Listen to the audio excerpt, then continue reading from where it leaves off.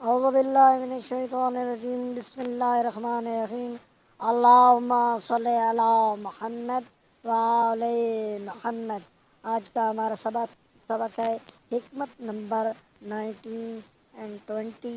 مولا امیر کائنات علی ابن ابی طالب علیہ السلام نے فرمایا۔ حکمت نمبر 19، مولا امیر کائنات علی ابن ابی طالب علیہ السلام فرماتے ہیں، بامروت لوگوں کی لغزشوں سے درگزر کرو، کیونکہ ان میں سے جو بھی لغزش کھا کر گرتا ہے تو اللہ اس کے ہاتھ دے کر اسے اٹھا لیتا ہے۔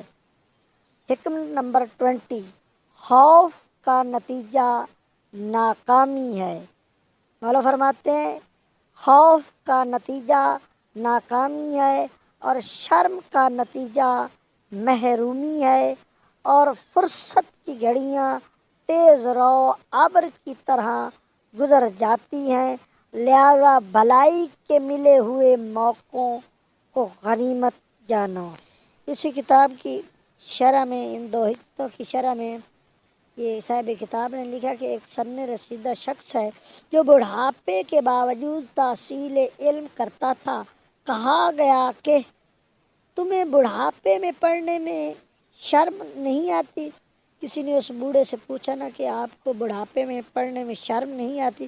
تو اس نے جواب میں کہا، جب مجھے بڑھاپے میں جہالت سے شرم نہیں آتی تو اس بڑھاپے میں پڑھنے سے شرم کیسے آ سکتی ہے؟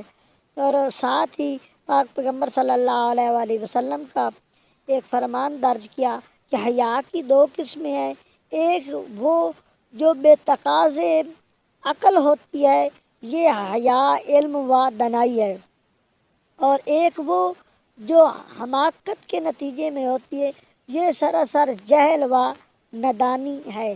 اللہم صلی علی محمد وعلی محمد۔